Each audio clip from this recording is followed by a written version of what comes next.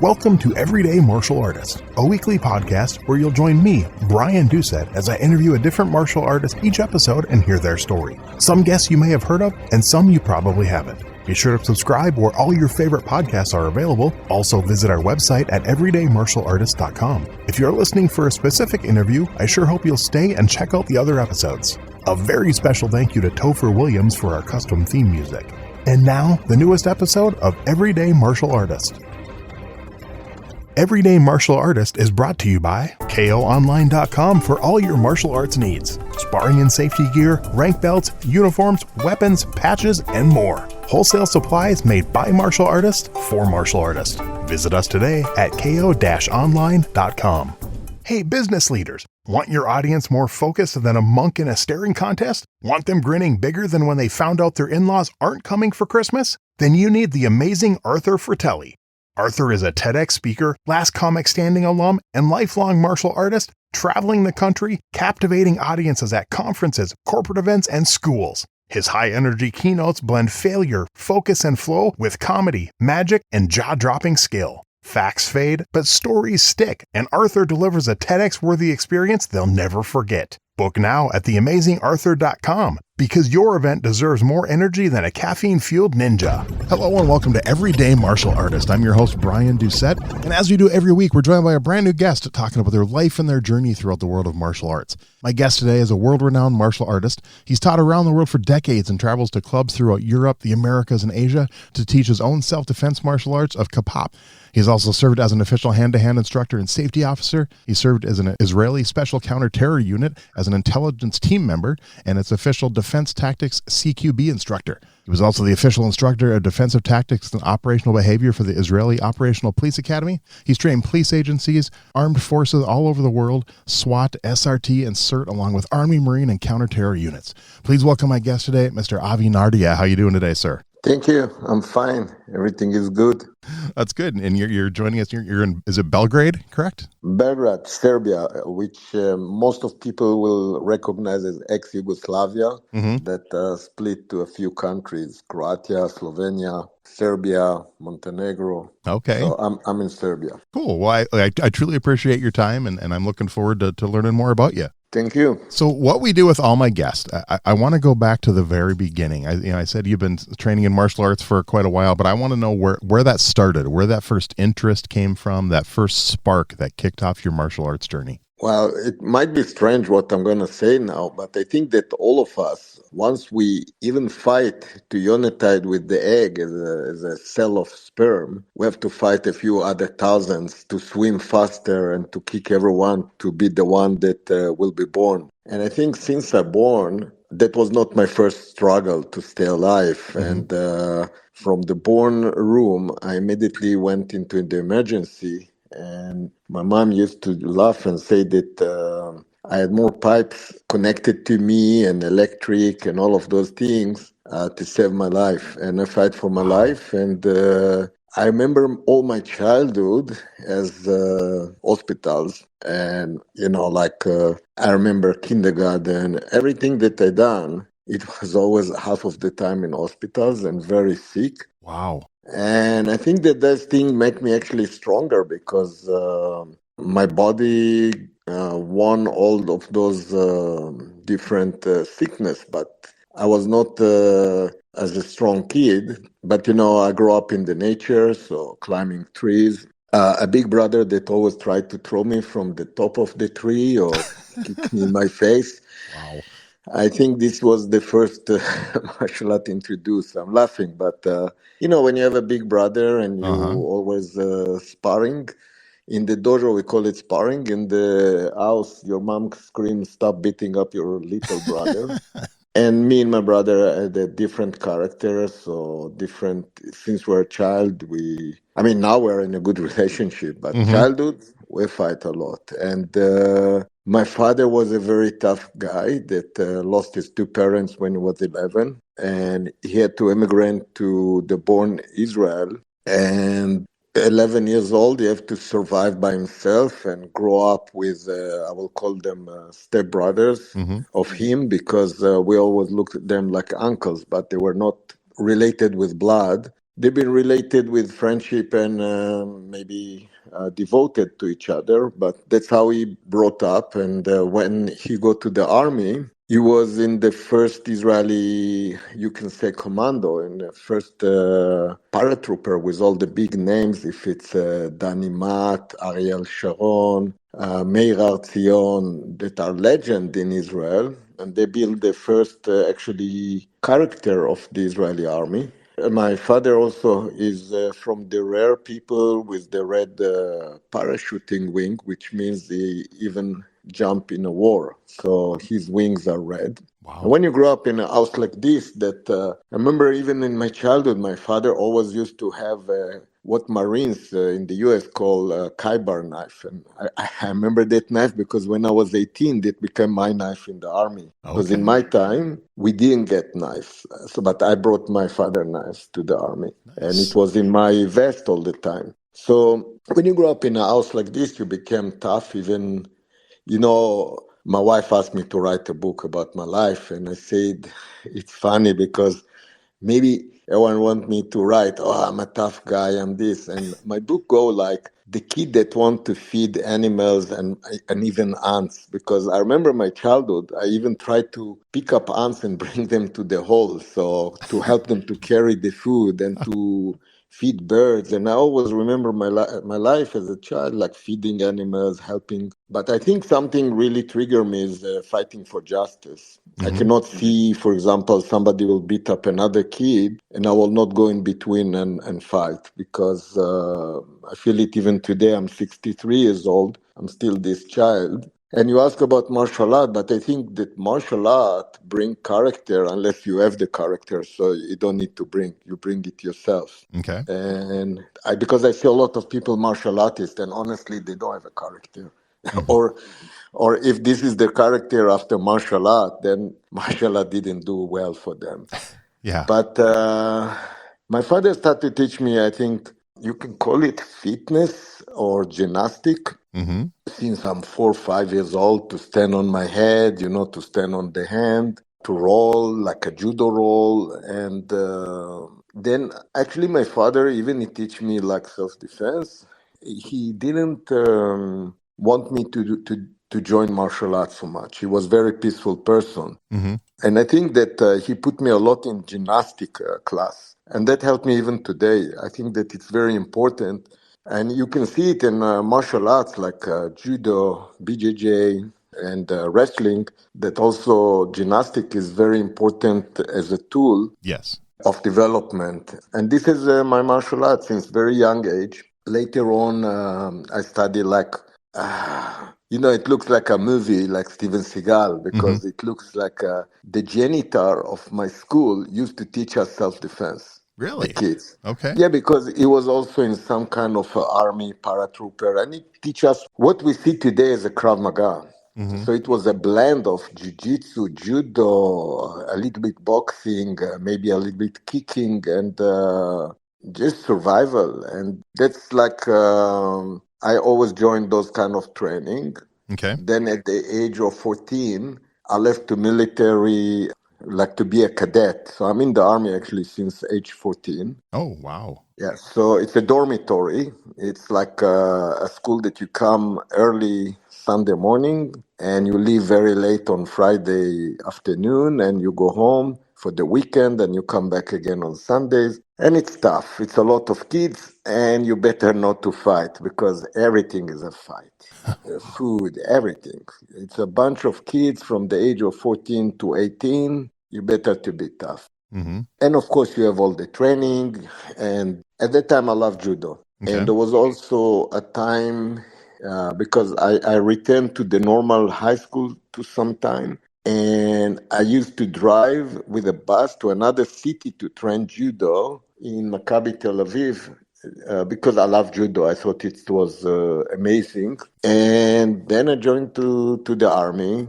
And my dream was always to go to Japan. I think thanks to the judo trainer, that was very motivated us. And at that time, you talk about 76, 77, 78. There was no filming, CD, all of those things that the young generation have. Yeah. And we had like two rollers of a movie, like Yeah, the like those. film, reels of film, yeah. Yeah, it was a real film, Wow. and he used to bring a film from Japan about Jigoro Kano and how he teach judo. That's cool. I mean, look, I think today the people have too much, and they don't know how much we struggle for any piece of information, for anything, and everything for us was a legend. Yep. So I'll stop here just to make clear. There is a thing called KISS. Keep it straight, simple. Yep. It's a principle that also need to keep in martial art, and also it's based on Hicklow. That Hicklow said that the more you give people chances, they get confused. Like if you give me like now 100 question, I can get confused than one question. So we didn't have a lot of choices, which I think makes our mind more strong. And anyway, I love judo and I love wrestling. And just before I finished the army, to be honest, I was not respect for karate. It looks to me very weird. And I was a judoka and a wrestler and more like grappling at that time. And the judo like kiai, and then until the other guy, you do a punch which is not like a punch that I'll throw in the street, and it looks very strange for me. I'm not come to disrespect, but the karate looks very strange for me. Right. Until one of my friends managed to impress me. He was the only one from karate guys that I immediately put to the ground and eat them for breakfast. That guy could not take to the ground.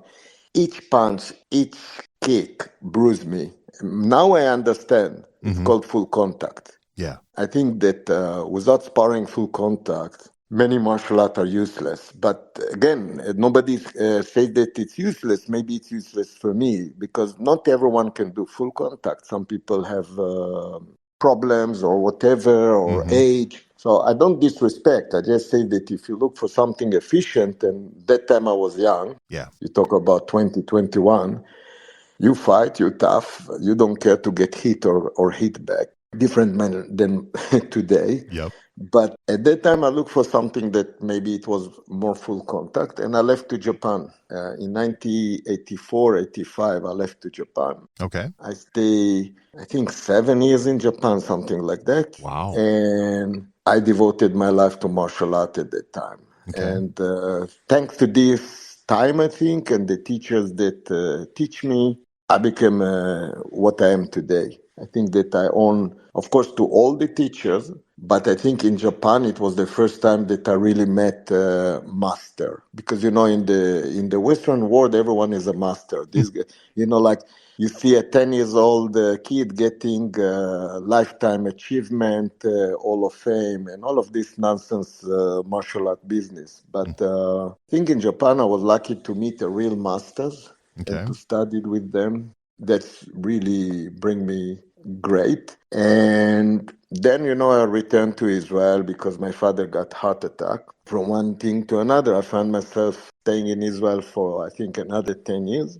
Teaching. And it's funny because in that 10 years, I actually created that most of the people that teach today in Israel, BJJ, if it's Ran Bert, Oren Levin, Ido Pariente, Roy Pariente. And it's funny because 2 weeks ago, there was Europe Championship for MMA, and Roy Pariente and Ido Pariente, they coming to Belgrade to do Europe Championship with students. And then in front of all the 60 students, they introduced me and say, that's how MMA actually started in Israel. And I was, of course, honor and respect for them to remember the old GOAT. But they are very talented, first of all, those guys. But I'm happy that in 10 years, I managed to show them the right direction, because even that I left for so many years, I left in 2000, and 25 years after, I see pictures of them like 16, 17 years old, 18 years old, all the time that they've been in army time. They were my students at the time. And now I see them 25 years old, like themselves, like coaches with problems, with wife, kids, and I'm laughing, but I'm happy because you see students that became so high level by themselves because they know what to look for, they know what direction to look for. And I think that this is the most important. That's the door in martial art is Hmm. maybe to expose our students to what direction to look for. Right. So that's basically not my martial art journey, but that's my journey. Yeah. Of course, I study judo, and because I told you I didn't like karate, I forced myself to do karate. Okay. And I did Kyokushin and I did Okinawa Goju Ryu under Morio Higuana sensei. And then I studied in Tokyo with Tadano Tomiyaki sensei. And I'm really find out that karate is very important martial art. If you do it properly, like any other martial art, it's very, very amazing martial art. Hmm. And I got involved in kendo, iaido, jodo, which is Japanese stick stuff like stick fighting. Yep. And I even did Kyudo, even studied shiatsu at Namikoshi school. And then, everything became to one thing. And in 2000, I moved into Los Angeles. My dream was BJJ. I loved BJJ, but it was new. But when I saw BJJ, when it started UFC 1, 2, Hmm. 3, I look at this, I say, he's doing Kamishio Katame. I mean, I know it from judo because the judo in the 70s had a lot of newaza, like ground fight. Yep. And I thought to myself, oh, that's what my old teacher used to teach. And I also connected to the old teachers of mine of judo, which was already left the country too. But we became very good friends and share. But then in 2000, I started to study with Professor Joe Machado. But I didn't tell him who I am. I put a white belt.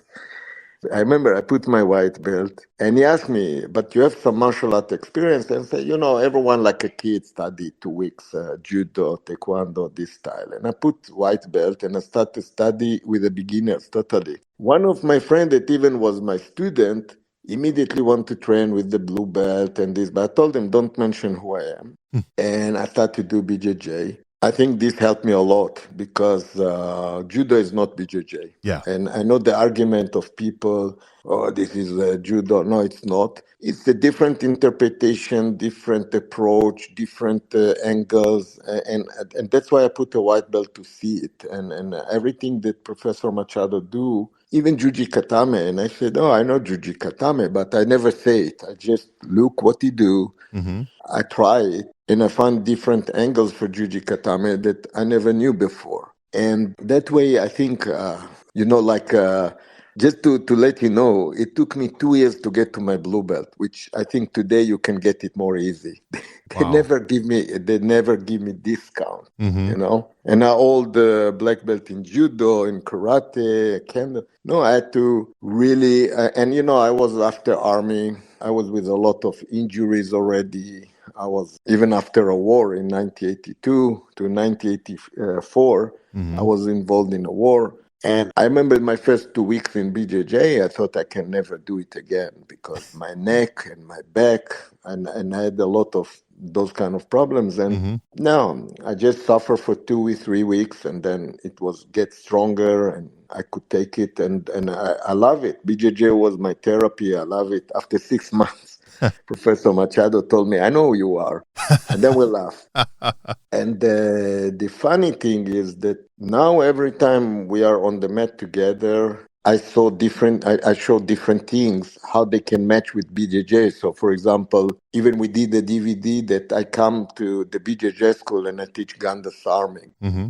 but with the angle of BJJ, because you can do Ganda Sarming with angle of Aikido or Karate. You don't need to change your martial art to understand the principles to Ganda Sarming. And a lot of the students are surprised because, yes, if I play with you BJJ, maybe you win. But if I play with you free fight, it's a different game. I think that it's very nice to play judo.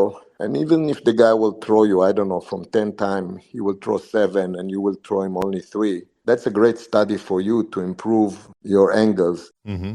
And that's why I think it's very important to be a rounded martial artist than arrogant. That's why I say that it's better to be students of reality than master of illusion because I can stand behind my martial art and say, "Oh, I'm a master, I'm a grandmaster." But you go to to sparring with Thai box, and you cannot walk for 2 weeks. Yep. So it's a good experience to also to humble yourself and play judo, play BJJ, and let everyone choke you to put you in place. Even by 25 years, I earned a 4-degree black belt in BJJ, but I still think that it's very important, to play different arts, not to be arrogant, Mm-hmm. but not to do it in your first week of study martial art, because it's better to study one discipline to be good and then to extend your knowledge, not to do yellow belt in judo and then you go to karate. No, because you still don't get the foundation of any system, so it just make you a confused, useless. When Bruce Lee says about it's better to know to kick one kick properly 1,000 times than one kick of each, that's the meaning. Yeah. It means nothing wrong about be a black belt in karate and then pass and do also judo and be a black belt in judo while you keep your karate maybe twice a week. So you maintain. And then maybe explore, I don't know, another art. But I think that I see it with the MMA guys that I think the main problem for them is that they don't want to put white belt. They're embarrassed. Yep. So they prefer no gi, no underwear, no gi, no, because they don't want to go with a white belt, in the street, like you go out of your car and, oh, I'm doing MMA, but MMA is not a rank. It's not. I think that it's important also to do foundation, not just MMA. For example, I will never teach in my dojo just MMA. I will teach maybe judo with jiu-jitsu. I call it integrated jiu-jitsu because it's a Japanese jiu-jitsu with BJJ and with judo. Nice. And if time to time I can get, because Sambo is not my expertise, Mm-hmm. I can get a coach for Sambo or wrestling, just to give a test from time to time and teach some moves. It will make good students. You Right. cannot do everything, but you can explore some things from everything. So that's about it, plus put the army, put the war. Mm-hmm. Later on, I saw how guns, firearms, it's the same mind, it's the same concept. Mm-hmm. I even put survival in the training because survival teach you priorities. And, the first rule in survival is a shelter. Then, you have to create system for water and then traps for system for food. And many times I even have 2 books that are sensor on the road.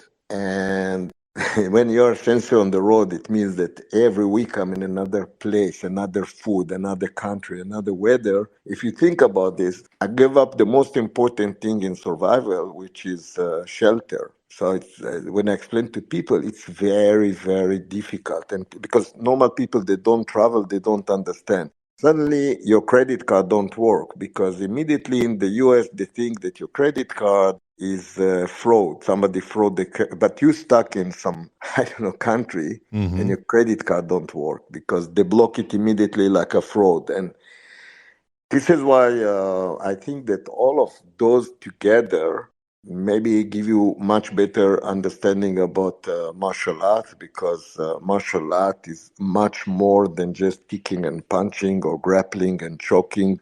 And also great martial artists that we stuck in different places and immediately they give up. I mean, they always say never give up, and the moment that come and they to challenge with some nonsense, but they immediately give up because when you're traveling, a lot of things pop up. And I walked in different countries. If it's from Africa to Europe to Arctic Circle, I even teach. With Carlos Newton, the Ronin, UFC champion and MMA champion. We had a program to teach Native Canadian Indians Oh, cool. from Cree tribe, Inuit, and we drive 18 hours north, no stop. You drive on the snow and ice. There's nothing, nothing, nothing. There's no even road sometimes. Mm-hmm. GPS is not working, and it's scary. Wow. Yeah, and you have to think about everything and how many cars accidents over there that, I mean, you drive on the snow. My first time driving on the snow, Mm-hmm. I drive, I think, 150 kilometer per hour. It's wild. And I think that's easy. I don't understand why people make a big issue from driving on snow or ice. At my car until suddenly from very wide it became very narrow and a truck in front of me. Yeah, And I understand what is the problem is basically to stop exactly. or to touch the wheel. But I can say again, it's a martial art. I remember that moment. I just didn't move. I saw myself going into, those, yeah, you're from Minnesota, those trucks that throw, from the back, they throw salt. Yep, From the front, they have a big thing like like a plow. to clean, a plow to Yep. clean the snow. That's where I'm going to hit with my car. Oh, dang. And I remember that I didn't do nothing. Just it was the right moment. I hit the wheel very rough, like to one side, and my car spin. So I didn't hit the plow with the front of the car. I hit it with a little bit with the side. So the truck just spin me, tick, tick, tick, tick, tick, and that's how. I mean, the police did see my car after this. They thought I'm dead. Yeah, wow. But I just walk because I drive with the flip-flop shoes. I remember myself going in the middle of like minus 20 with a flip-flop shoe on the snow, looking for evacuation from there. And I don't care. I'm alive. The car is dead. It's okay. And Wow. this is again martial art. I think that how you teach you not to be connected to stuff. Hmm. Like a lot of people they connected to their belt, even to the color of the belt. They connect. They cannot give up about the color of the belt. They cannot. It's another study. It's to be minimalism. Like okay, the TV broke. Okay, it's Hmm. it's not a life. The only thing is when people lose their life. That's the hard thing in life. But all the other, and this is things again that I studied as a round martial artist, I think. Hmm. When you did started in judo, did you get involved in tournaments or competition at all? Only when I was young, Okay. because like I remember, like even when I was a white belt, and I had like with a blue belt, which is like in judo, it's a good belt, like Hmm. compared to a white, because you have to do yellow, orange, green, then you get the blue, then you get the brown, and I just throw him like nothing, and I love it because I saw something in the movie with Jigoro Kano, and I understand how to adjust. And then I put on him when he moved. I just put on him Ochigeri, and he fall like so bad. But this guy, he just get up, he hugged me, he said, "Wow, that's great. You did one." He was not pissed like a lot of people of ego, Hmm. and that's maybe something this coach managed to teach is more like to be humble. And one of our students in this club, she won a silver medal in Olympic Games. So Nice. I think the coach knew what he's doing. He was a very, very good coach. I really respect him today and everything. But it's like in Japan.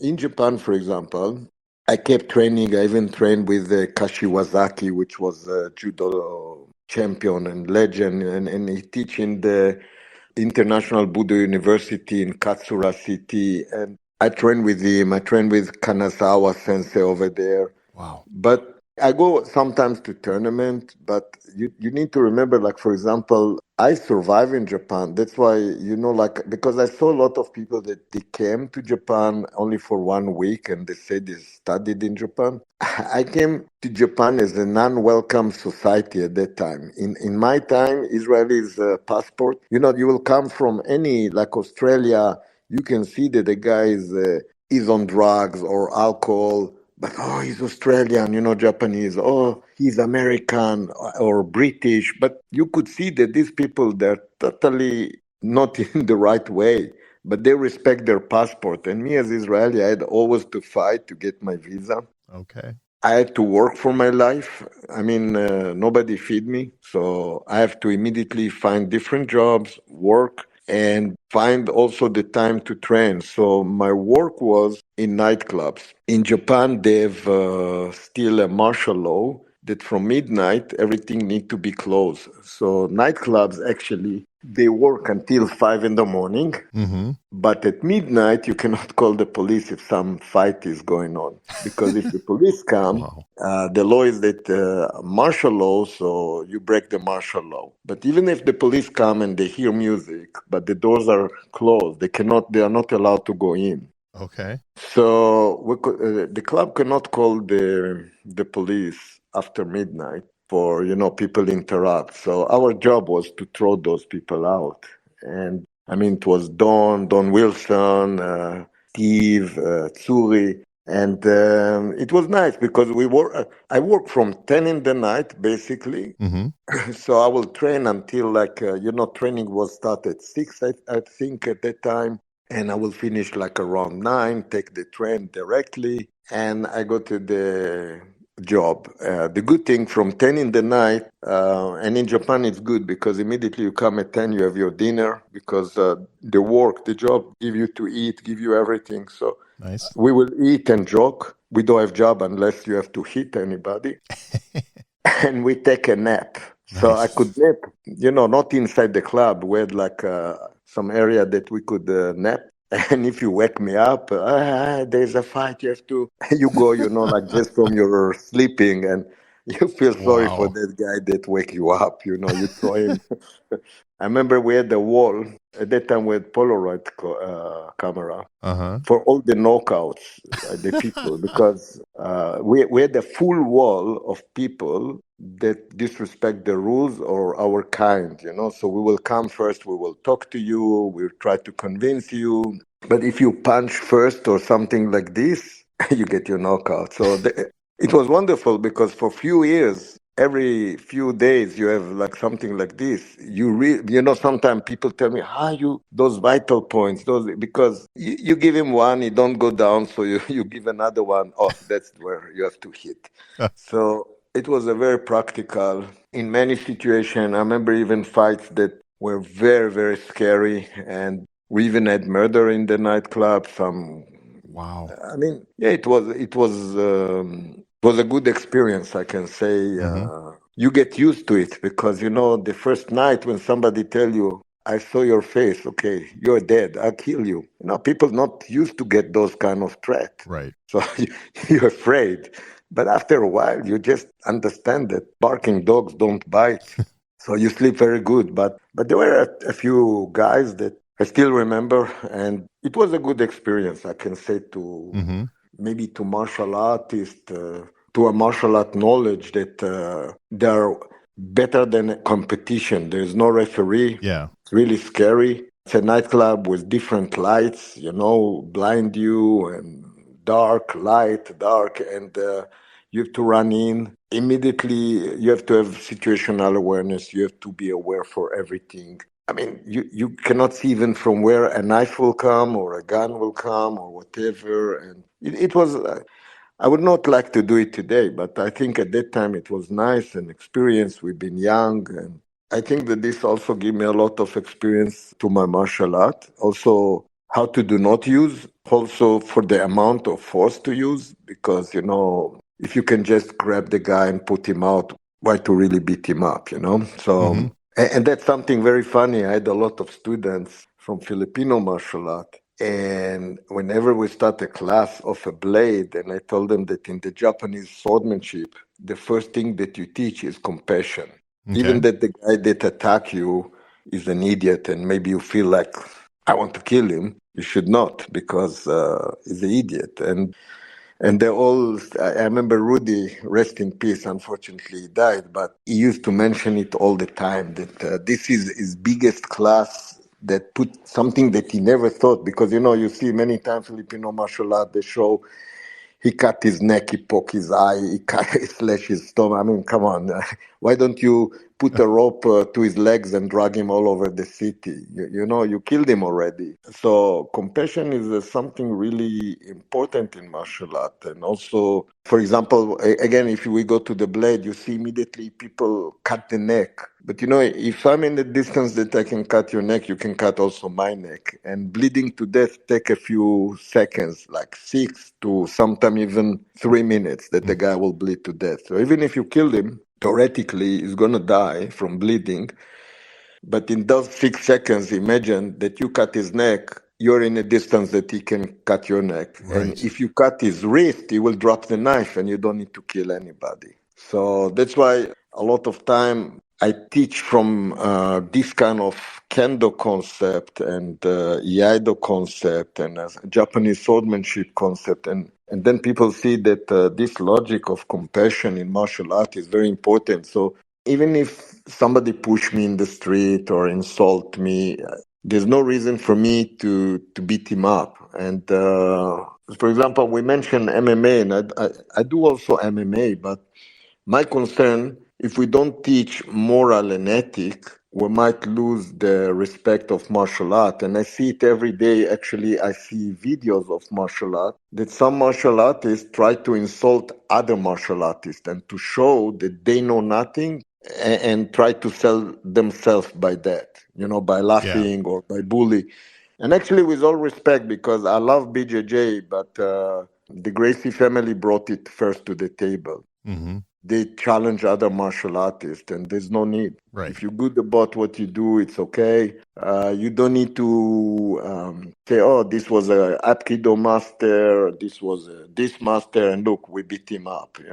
That's very childish. And I think now they maybe understand it because when they moved to the U.S., they had to survive, so they will attack everyone. Right. But now they're also in their 50s, the youngest maybe in their 40s. I don't think they can keep fighting. So, True. if this is your attitude, unfortunately, look, a lot of them are very sick now. So, if your attitude is that only if I can win, I can teach. No, you can be as a teacher. I know a teacher that got very sick. He was on a wheelchair, but he kept teaching his student. Mm-hmm. You need to know to teach. You need to know to run a class safe. You don't need to be the Mr.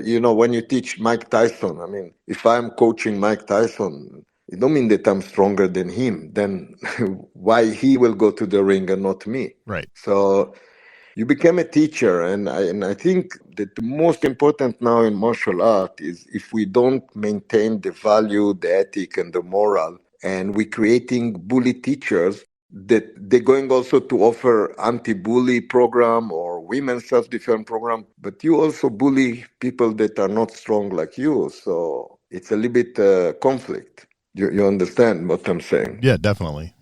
So when did you decide to start? It looks like did you write one book and then you've also done some instructional DVDs? Yeah, actually, it's very funny because my instructional DVDs, they were never planned to be a DVD. Oh, okay.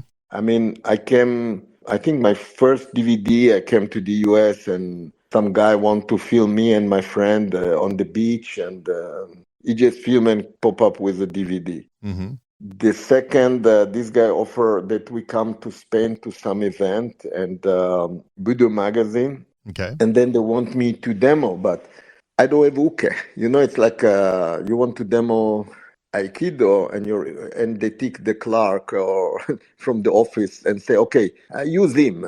It's very difficult to use somebody that even don't know how to fall. So you have to show your art without having a good uke. Mm-hmm. And with the time, sometime I managed to really film more with my students, so you can really show more. But I have, I think, about 30 DVDs, including last week they filmed my seminar in Japan of 2 days, and they pop up with the DVDs of those seminars. And over there, it was professional filmmakers, but again, they invite me to teach a course. It's like VIP protection, but for your own family or friends. So Okay. it's not like VIP protection to Donald Trump. Even when I saw Donald Trump VIP protection, I was smiling. Because the first thing, the bodyguard cannot be in the level of your stomach. He need to cover you all the way up, and so many mistakes that it's very strange. His bodyguards that show that been there, but in Japan, I came to show them a few things that you can do when you walk with your kid in the street, with your walk with your wife or girlfriend, and so it's like a third-party protection, but not in 2 days. That part of it it's a lecture and part of it it's practical. you cannot teach much, and you just let them have a taste and ideas. But people like it, they say it was good, so I'm happy. And again, if somebody wants to do a real VIP protection, it's a real profession that you need to study a lot. I'm now supervisor for 1 year already for president bodyguards. Okay. And now I'm getting them for another year, 9 months of another training. So imagine to be in the level for bodyguards for president, they study almost like 2 years. Yeah. So you cannot do it in a short way. There's a lot of things. Of course, you don't need to do it, but you need to know a lot, like from using airplane when VIP going in airplane, going into helicopter, going into car, driving forms, even the medical part you need to know very high level. Mm-hmm. Of course, shooting, and there's so much to know: surveillance, counter surveillance, body language. So sometimes people expect that you come and in a DVD of one hour they'll study everything, and I think this is again something that the media is wrong now, and I think it's come again many times in the last few years. A lot of people study BJJ from videos, Yeah. and you can immediately see the difference because they think that they need really to break your hand or you tap. And many times when I roll with people like Machado style, I put a choke on you and I free, and I put a hand bar and I free. And sometimes even when you go with people that are not from our club, they say, "Oh, I didn't tap. It's okay. I tap for you. I'm not going to break your arm. I know that I got the arm bar. I don't need you not to fight, and then you get injured." And I think that a lot of much of information on DVDs, and a lot of people try to study from DVDs, including my DVDs. Mm-hmm. I can see immediately the mistakes because I know the system. They don't know the system, Right. and they take something. They try to do it fast. Mostly when you are not accurate, you do things fast. So only if you have a good eye, you can see that the move is not right, the move is not accurate. But they're doing stuff with effects, so the video might look good, like, wow, look at this guy, he's the real deal. But this guy study from videos, and then he claim he's teaching this or that. But I can tell immediately he studied from my DVD, and every DVD that I put also bombs inside mines. It's always a booby traps. So he do this arm lock, but this arm lock, for example, has a lot of things to be worried. And it's funny because one day me and Professor Machado look, and he told me, "Oh, you know that this arm lock." I say, "Yes, of course. That's why I put this arm lock. So you can do this and break actually the." But in the movie, it looks like this is absolute arm lock. Yeah. But if you do this arm lock, I might catch you in a very. So you need to know how to use the tool, not just to put. Unfortunately, we are like now in the martial art, I think in a problematic time. Even a good friend of mine, I think he's in his 70s, and he lives in Okinawa, and he just posted something. So many new experts now, they're telling like the old masters, like they know how to do it better, and we don't, that's why I say martial arts start with respect, and if you cannot respect other martial art or other teachers, I think Tai Chi is wonderful. Mm-hmm. I think many martial arts are wonderful. The question, if you want, what is your goal? If now I have a military unit, it will be hard for me to teach them Tai Chi. Right. It need to invest a lot of time, and I just want them to be wild, aggressive, because they're young, they're strong, physically.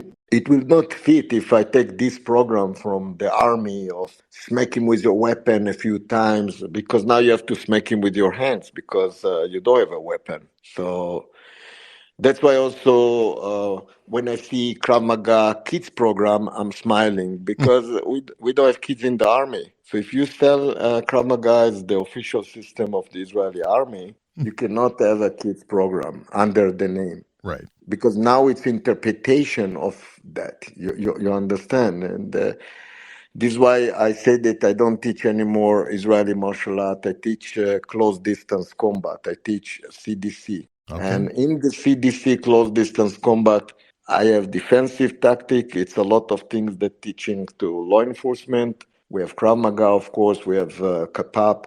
We have firearm. We have VIP protection, counter-terrorist drills, CQB drills. And these are short courses. But if you come every day to my school to study, you're actually moving to do integrated jiu-jitsu, where I will teach Japanese jiu-jitsu and judo, and I will teach BJJ. Nice. And that's how you integrate. So this is also why the kids program will be much more like judo, jiu-jitsu. And again, it's generic because one jiu-jitsu is not like the other jiu-jitsu. Right. Even BJJ, one BJJ is not like the same. I was in Australia, and it was, I think, 10 Planet school. And I just started to work to teach them. And the guy tried to do things. And I had only basic principle like straight my back, don't bend over. So he cannot put chokes, he cannot put even triangles, but keep your hands. So the guy, I said, oh, what kind of jiu-jitsu is this? I said, BJJ. But my BJJ is just very basic. And this is why I love the Machado, because it's a very structural, basic jiu-jitsu, no fancy. Right. Because honestly, all of those fancy moves, I find them very risky in a street fight. Because if punch and knives or things like this involved, you put yourself in a risk. So I prefer to do my BJJ that it can counter also knives and things, and that's why it need to be much more basics and not fancy. It's the same with my karate, even my judo. Like I will not try to. Sometimes I look at judo throw, and they're wonderful for competition, but you cannot do them in the street. They're risking your life in the street. So I would not try to study those things. Me, I don't say maybe for somebody that want to be judo champion, it's wonderful. No, I get that. So over your whole life, your whole martial arts career, is there one philosophy that's at the top of your list? I think that always students, sometimes teacher is the philosophy. It's Nice. like I meet a lot of teachers, and sometimes even if they are old, but I would like to study their wisdom.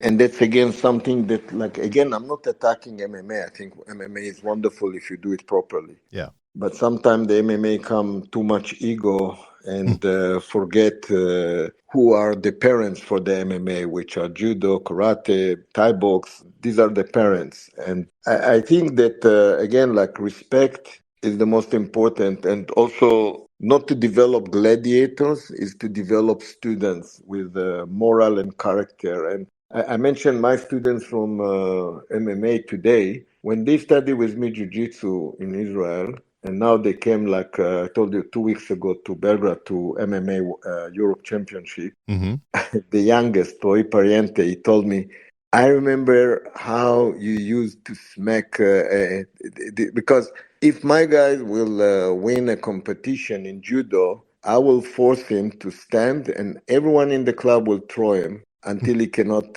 he's too tired to destroy this ego, and tell him, never forget that this was only a tournament. This is not life. And the guy just remember it, and he mentioned it. And I remember another, it's an old story, but it was a guy that his mom died. He came to me, he says that his father, is drunk and he has a new girlfriend, and his mom died and he don't have money to pay for the class. So I said, okay, we do agreement. You clean my school. You help me, to hand posters, whatever. But mostly you clean the school, and you don't need to pay because he liked to study.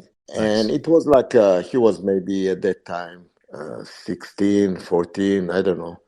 And I started to smell after a while that he was a student that he smoke and also drink. I started to smell it, from him. And one day I came and the school is not clean, but he's there. And I smell that he's not. So I closed the door that he cannot escape. And I said, we play airplane. I said, what is that? And I start to throw him, but like every Lucky Ponzo Nage, his legs will touch the silk, like up. Yep. And when he land, I will not let him land like a slam. Like I will grab him back so he will not hit the floor so hard. But all of this rolling that I did to him, and then he throw all over. And then I told him, you clean the school, and I left. I locked him in. And I back after, like, I think 1 hour having a coffee.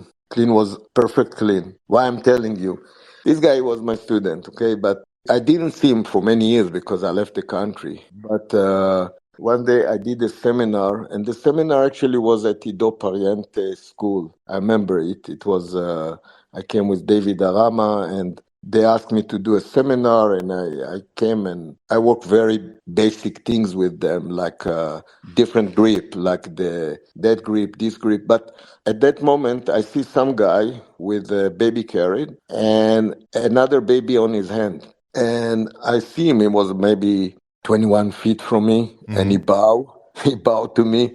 And then he came close. He stand like 3, 4 meters away from me, bow again, and say, "Sensei, do you remember me?" And I smile. I say, "Of course I remember you." And he says, "You know, I tell you something. Look, I'm a father. I have 2 kids. I've been in Gaza. I've been shot with RPG, grenades, shot." He say, "I'm still afraid of you more than anything in my life." Wow. And I smile. I say to him, so I was a good teacher. I'm not selling ice cream. You have to be afraid of me. Mm-hmm. I'm authority.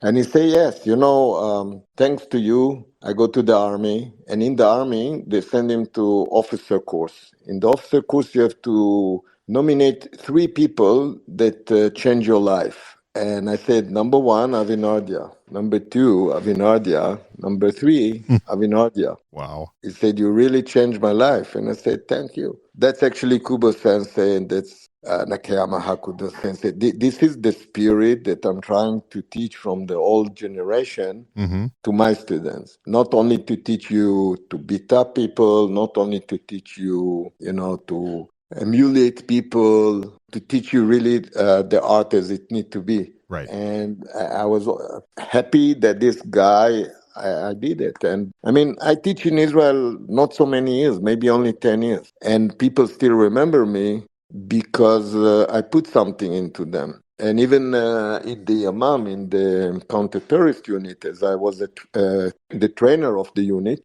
many said even today when we met, I don't know, almost 25 years after, they says that I was their mentor. And I think that a teacher, you are like a compass. You must show the people where's the north, Right. what is the right way. And not only to teach them to do arm locks or choking. And if you only teach people like gladiator, you will just, it's like people in prison, in jail. They Right. know to fight, but they don't have moral. They'll stab you in your back. They do a lot of things that they're not honor. So I think that again, like when we teach martial art, we must teach the whole package, and this is why when I see today a lot of martial art teacher trying to joke. I mean, half of the internet is some martial artists. It could be that they're good, but they're trying to laugh about others that are not, or it's okay. Let them do whatever. You live here, the other live there. Who care what they do? Put yourself, show the right way. That's more important than to critique others.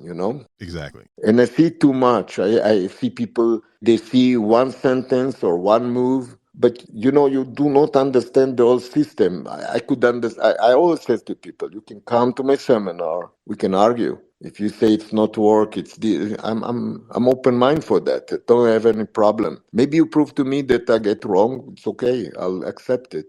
But until now, and I'm 63, nobody proved me wrong. And Nice. this is not the ego. This is really situation. I have students that try to be kidnapped by terrorists. I have students that face guns and not one or two, and they disarmed and survive. I have a lot of students also that died, but mostly from sick. I don't have anyone that fight, because he tried to disarm. Those guys survive, but I have a lot of students. Unfortunately, and this is another thing in martial art that we need to teach people like a lifestyle, like Right. how to live a quality life. These are all things that I think are important in the package when a student step in the martial arts school to get stronger and to get better, and not only to study to kick and punch. It's not a gym that you come and you lift a weight. And that's why I think that martial art is also some kind of a relationship that you develop That with makes the sense. teacher and also with the other students. You become like mini family together. No, I agree. Another thing I think that as a teacher, you need to expect that your teachers will do mistakes. Because many times, I teach with friends and sometimes I'm laugh. This is, look, I said, yeah, of course. That's why you teach. If they knew the right thing, you don't need to teach them. So I think that teaching, and many times people ask me, what is my job? And I said, I'm like a priest. We are like a community service. We're not a gladiator school. Mm-hmm. That's my problem because I'm teaching the modern martial art or more, I'm teaching the old way, but in a modern way.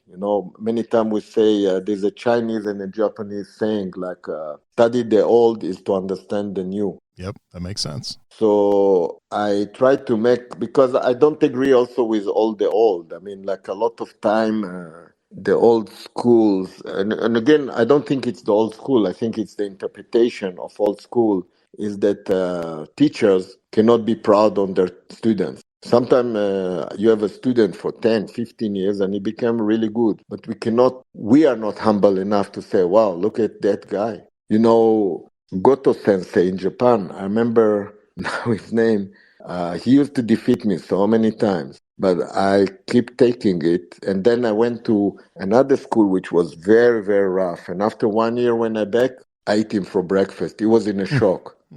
I mean, I didn't mean to insult him or anything. I became so good without even knowing that I'm so good. And I remember that he fly into the Shinzen, and ta-ta-ta and everything falling there, all the armor of the samurais and everything. And everyone looked, and then he came nervous, which he lost his temper, which is not good too in martial art because you should not lose. But he tried again and again, and then he could not. He had to go and throw out because he became like too much. And then he came back, he bowed to me and he says, Avi Sensei, thank you very much. He got his lesson. And I think we as a teacher also need to know when our students are good and to bow and to say thank you because, wow, you became very good. And many times, sometimes teachers are too arrogant to give to their students the credit. My last seminar in Israel, like 2 months ago, Nissim Bracha sensei, he was my sensei for karate. But there's no martial art so much big money. And unfortunately, he left the karate. Even he was living karate, eating karate,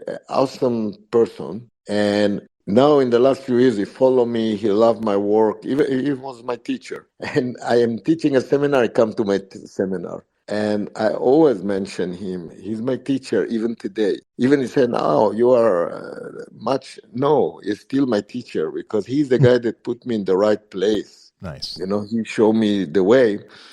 Okay, I know more technique than him, but everyone were laughing because he came to my seminar and we make a lot of jokes because sometimes I let him attack me with a knife to show some technique and you could see he immediately turned, he became like, "Rah," and I say, relax, it's not a real fight.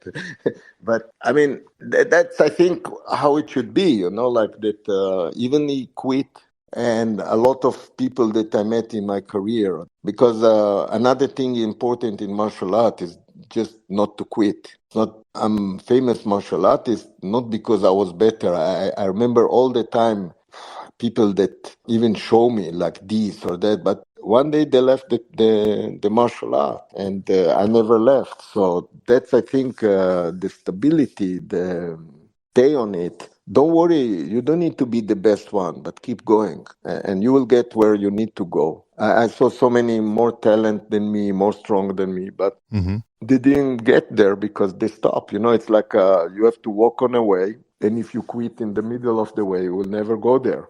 So I think that devoted is something very important in a martial art too. Agreed. So let's say you decided you were going to do an MMA fight. What would your walk-up music be? What song's going to be playing as you're walking into the cage? Silent. Really? No music? No. Okay. I don't know. It's something new. Maybe it will be Japanese taiko, drum. Okay. Like taiko, like the, Yep. the drums. That'd be cool. And like you can see it in tournament in Japan, it's like a Zen drumming, like boom, boom, boom, boom, boom, boom, to get into it because that's how my brain getting into it. But Okay. I can understand why we need to do it. Mm-hmm. I have a friend here that he teach Kyokushin, Mm-hmm. and he say, I'm not teaching anymore Kyokushin. I'm teaching how to win competition because if I come with 10 medals, I get more budget. So there's a big problem between you want to earn money and government will give you money because it's entertainment. So for example, judo made it, but on the same thing, judo been destroyed by became a competition Mm-hmm. because that's why you can see that even judo had a problem and now BJJ catch more, but now BJJ is also in competition, which is wrong in my opinion, because I mean there's nothing wrong about competition, but it's a tool. But if you take the tool and make it everything, then you have to concentrate on the competition rules and how to win, and not it don't mean that you are better. It's like it's become like to win in a competition, but I prefer to win in a real life. So Yeah. the competition for me, it's a tool, nothing more. I don't care. When I used to go to competition, I don't care win or lose. Win, it's the ego, but lose is much better because when you lose, you can only win. Mm-hmm. And competition, it's a great tool, but most of, even if you look many time judoka, so they practice. And I met now a few friends that are ex-judoka and they've been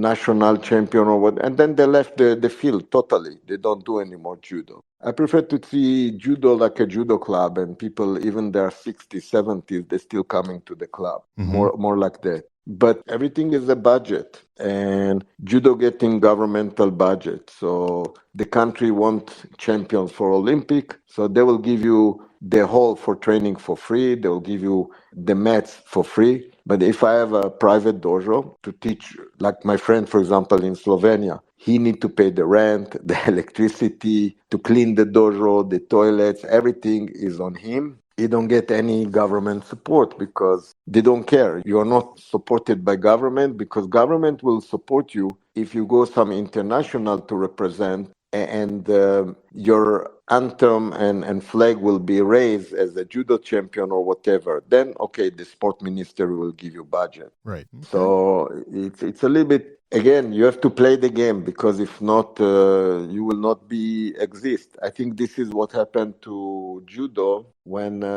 they create judo in Japan from a lot of schools of jiu-jitsu, or when I look for the kendo in Japan. One day they make a rule, and if you don't obey the rule, you don't get budget, and you are not belong to the big group. So you disappear. You cannot even afford to pay the rent. So even you can be a great teacher, it's very hard to pay the rent and maintain the school. And martial art is not something that it's not a business. It's really something that you have to put love into it more than profit. So Right. it's a tough business. And sometimes, if, for example, now, yeah, I will put my students to fight MMA, yes, because it will bring budget. If not, you cannot run a school.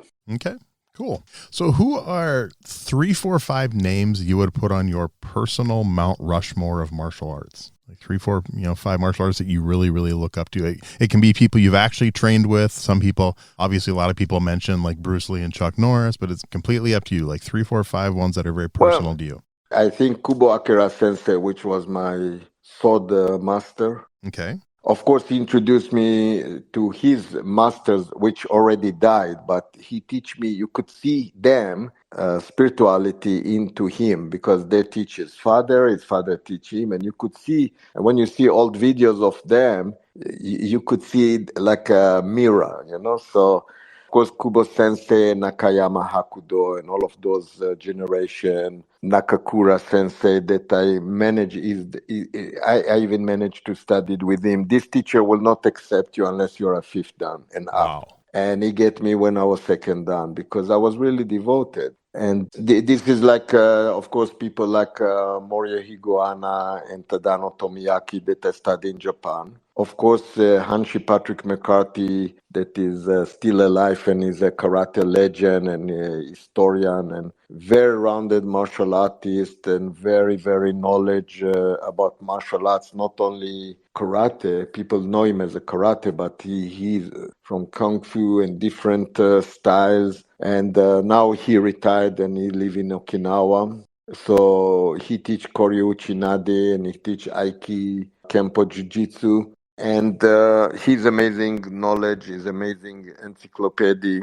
Of course, my late teacher, Professor Joe Machado, that showed me another way that fit for me with the compassion and kindness and friendship and love and really, I think also not a business way. You know, like I remember one guy, he met me and I talked so much and he go to one teacher and another and then he came to Professor Machado and he said, look, Avi talked so much about you. How much cost me to represent you? So he told him, well, you have to be with me for 10 years minimum, train twice a day, minimum 5 days a week, and then you can represent me. And that Professor Machado John, that is also an actor and is also very round, but his approach is totally not a business. He's not a guy that will sell license or because in any market it exists. You know, people attempt to build a big organization and million students because I told it's very hard, rough to be in this business martial art. Teachers that I liked from my childhood is Sao Kano from judo. I like from sumo, Chiono Fuji, rest in peace, but he was my hero. So I like a lot of martial artists. I think that That's good. some people really, some people, they still inspire me to be better because I'm trying to be like what they are. And they were really inspiring. I can say also Masuyama Kyokushin inspire me. A lot of teachers that I can see their work. And again, it don't mean I don't have critics sometimes, yes? But Right. critic don't mean that you don't have respect. Exactly. I like it. It's a good list. All right. How about a favorite martial arts book? Book, let me think. I again not try to say that this book is not good or that I can say book that I really loved was Isao Kano, the judo. Nice. Okay. Yeah, because my dream was actually to study judo under him. Mm-hmm. Unfortunately, he didn't teach already when I came. But there were a lot of good books. But I'm more like this book inspired me. Yeah, it don't mean that other books are not good or didn't teach me. It's just like it's like sometimes you have a book that more inspire you if you even look for it. Maybe another thing that I want to mention is the books of Moshe Feldenkrais. Moshe Feldenkrais also had a few books of judo that and self-defense that I remember me as a young also reading them like that was the only knowledge. It's not like today you open YouTube or any channel. Right. And by the way, Moshe Feldenkrais was the first black belt in judo. People don't know it. But Moshe Feldenkrais used to teach all what we call today KAPAP Krav Maga. Mm-hmm. He was from the first. Everyone say I'm the founder, he's the founder, but the real truth, if you check the real books of judo, jiu-jitsu, self-defense in Israel, been by Moshe Feldenkrais. Moshe Feldenkrais was a PhD student. He was studying the Sorbonne in France. He was the first one to get black belt by Jigoro Kano. But because of a lot of back problem, he stopped judo and jiu-jitsu and all the martial art, and he built up more like a physical therapy system, to cure yourself that called Feldenkrais. The funny thing, I never studied the Feldenkrais as a system to repair my body, but I used to do because Machado doing a lot of Ginastica Natural or Biogymnastica from Orlando Cani, Alvaro Romano. Some people know because they see Hickson Gracie used to do Ginastica Natural. And one day when I was in Tel Aviv University, just warm up for myself, somebody come and say, oh, where did you study Feldenkrais? I said, I never studied Feldenkrais. And he was a Feldenkrais instructor. And we start talking about it. And then I told him, I was in India.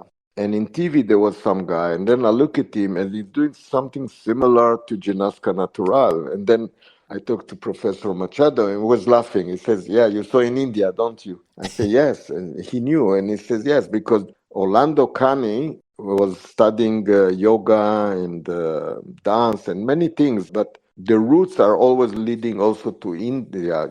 It's not a yoga, it's something. But the guy that I saw was a yoga teacher, for example. So I think that's why I say even in MMA, we should always respect where we took it from. So if you do low kicks and if you do mawashi geri, if you do maigeri, you should mention this is karate actually. Yeah. I think with Or that, a lot of them don't know where it came from, unfortunately. no, I guarantee to you, if you go in an MMA school and you ask them who's Masayama, they'll not know who's Aoshiba. They don't know, and it's funny because I saw we talked about slandering, and I said some people they now putting Aikido videos or Aoshiba and say it's not realistic.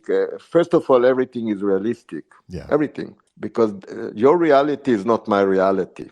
It don't mean that what is for you reality is not my reality. The reality for a child in Africa is not the reality for a child in Monaco. You understand? And Yes. I always say self-defense start there. You cannot say that the self-defense in Monaco, I wrote about this, it's called rich jutsu. The prices of the houses that nobody from the hood can go to Monaco immediately give you some kind of a wall of defense. But when you grow up in the hood or you grow up in Africa in some slum, if you pass the age of 10, you are very strong.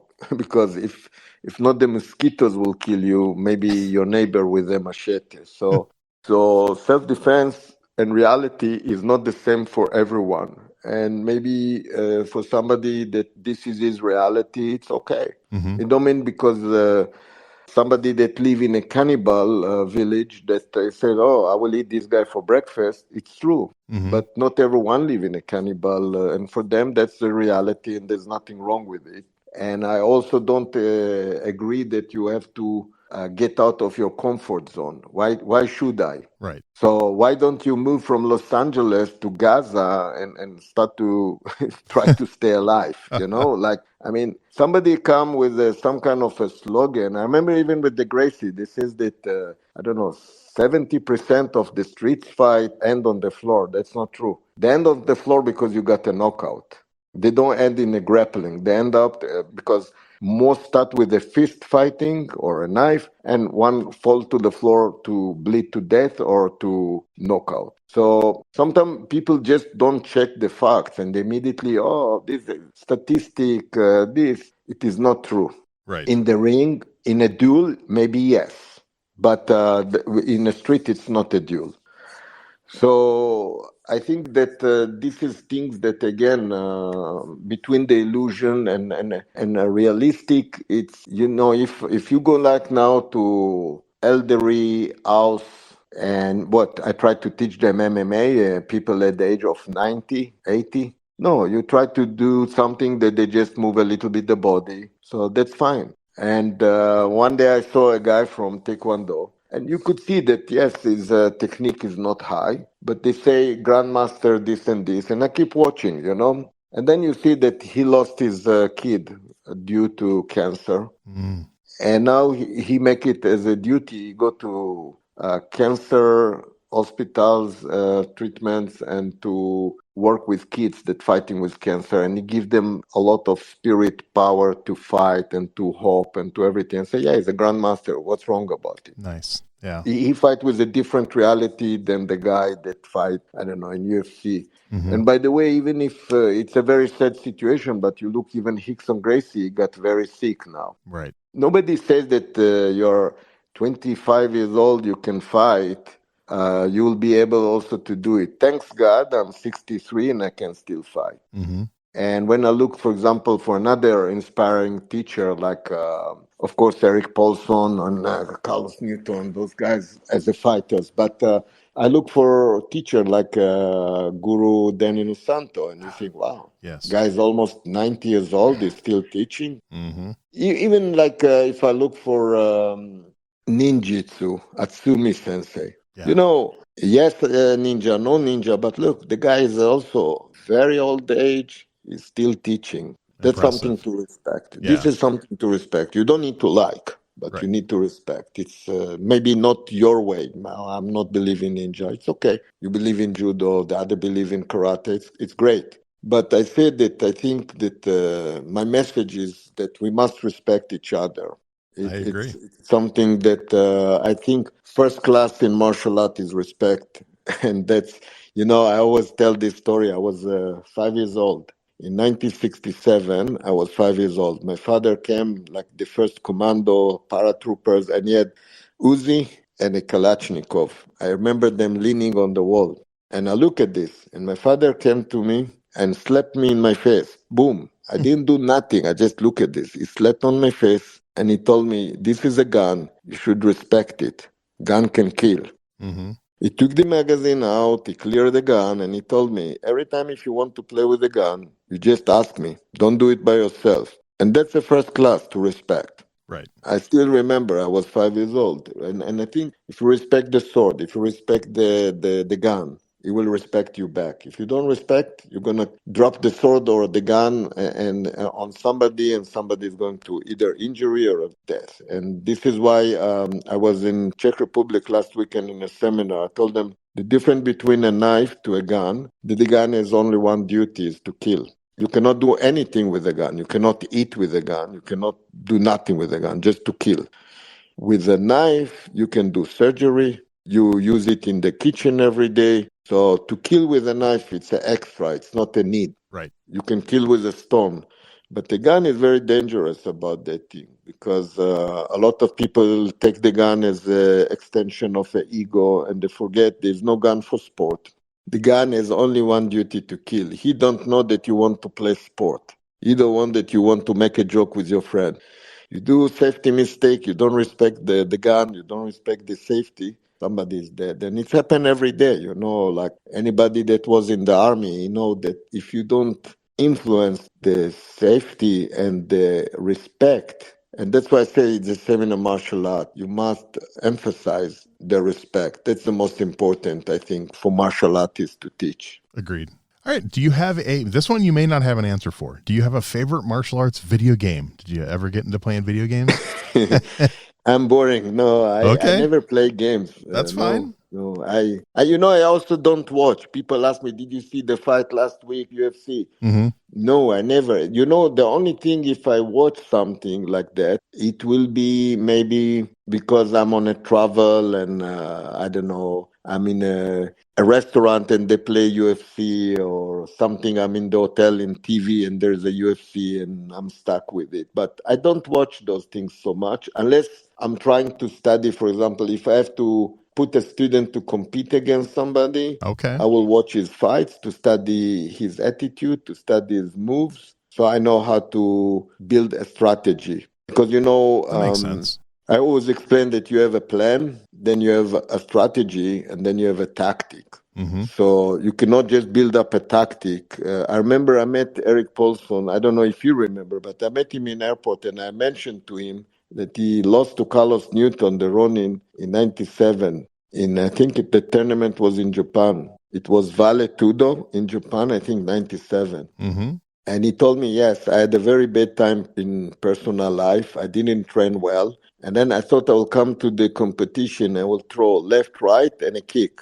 And that's where Carlos immediately roll, grab the leg, do a leg bar. But you see, actually, I think Eric Paulson won because he became expert of leg bars, So I Yeah. think thanks to the lesson that he got, nobody can put a leg bar on Eric Paulson, never. I don't see anybody, no matter if you're, I don't know, Sambo, whatever. He became the master of the leg bars. And that's why I said that life sometimes teaches us a lesson. And that's where, again, you come with a tactic. No, you have to come with a strategy and not with a tactic. I will do left, right, kick. A strategy, you have to study your object and what is the weak parts and how to work on his weak parts, and to have your plan, how you're going to play your game, how to do not fall into his rhythm, how to play your guard. I mean, that's the only way where I will watch fights to study object to help my student. I remember when my students, like I said,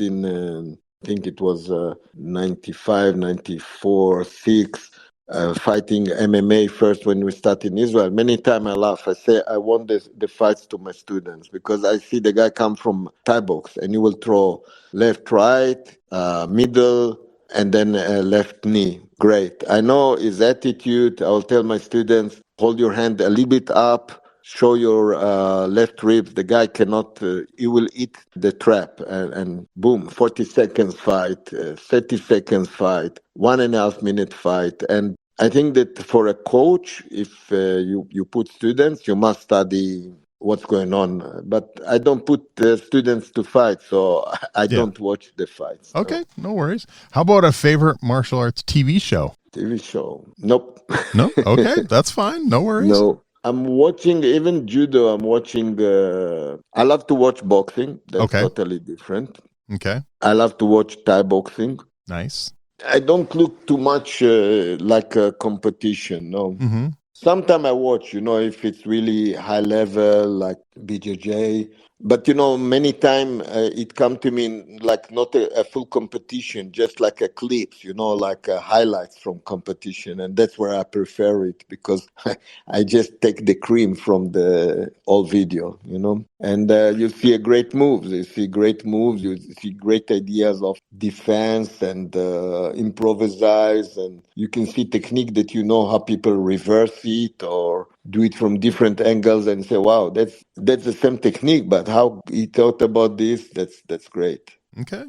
How about a favorite martial arts movie? Only Bruce Lee. Hey, that's a good pick. People love Bruce Lee. Again, there's argument if he was a good martial artist or not. I don't care. Thanks to him, I'm a martial artist. Because, in Israel, we had a movie theater that play all the karate movies like Bruce Lee, and it had no roof. And I remember us as 16 years old kids climbing on a tree and sitting like monkeys on a branch. Wow. And watching Bruce Lee and imitate him. And Bruce Lee was, I think that Bruce Lee made the martial art.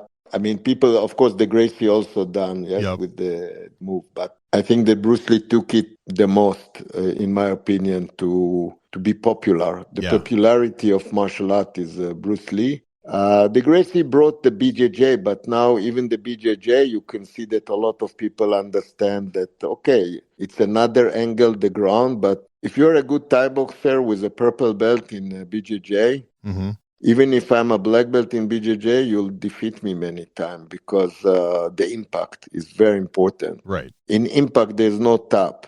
There's a knockout. So, but again, I love the movies of Bruce Lee. Even I can watch them a million times. I think that I cannot see a lot of movies of martial art because, I don't know. But Bruce Lee was very, very my favorite.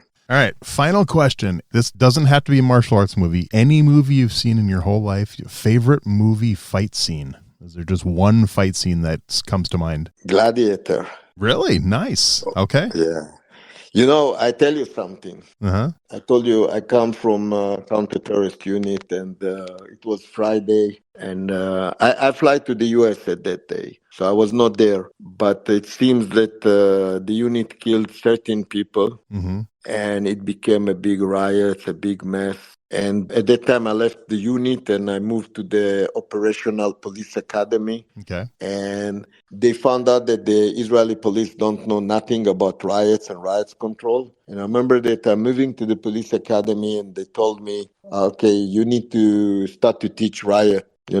I'm going to teach the riot control. Right. And it was Friday night and I'm watching Gladiator. And I'm moving how they work with the shields, how they build roof, how they put it down. So, if they throw like Molotov bottles or balls with oil, same idea like a Molotov bottles, it's not going to fire you. And I got immediately the idea how to build structures, how to move, and the movie Gladiator, not only that I like those scenes, it led to the Israeli riot control study. That's funny. I remember they brought helmets with a screen, they brought protection, and they brought tennis ball. And then, you have riots throwing like instead of stones. And I remember also I was very rough. I will not put the balls until I finish to teach, and then we will start. Because if there is a ball, there is always some clown policeman that will throw it on somebody. And I immediately analyzed that it's not safe. And I was very strict. Once the balls are in, everyone must have the helmet with the screen to the face. I left the police academy. I moved already to the US. 2 weeks after, the head of the department, he teaching riot control. One guy threw the ball, getting into somebody's eye, and he lost the eye. Oh, wow. The funny thing, my friend told me, they tried to blame me because I left. But you see, safety. Even when I teach knife, and I said, we teach a lot of time, even those plastic knives can poke your eyes. Yes. You know, it's very dangerous. That's cool. Well, Avi, I have to tell you, this has been such a fun interview. I've learned so much about you. I've loved hearing your story. And just so you know, your episode will come out April 17th, so a little over a month from now. But this has been so much fun, and I think the listeners are really going to enjoy hearing your story. Thank you. Thank you very much, Brian. Thank you. I enjoyed it too. Thanks for listening to Everyday Martial Artist. We hope you will join us every week for a brand new episode with a different martial artist telling their story. If you enjoy the show, be sure to leave us a review. Also, be sure to check out our website at everydaymartialartist.com. There you can find all of our episodes and contact us to suggest guests and ask questions. Again, thanks for listening to Everyday Martial Artist, and we'll see you next week. This podcast is a production of Unfiltered Studios. If you would like to know more about joining Unfiltered Studios, please visit our website at unfpod.com for more information.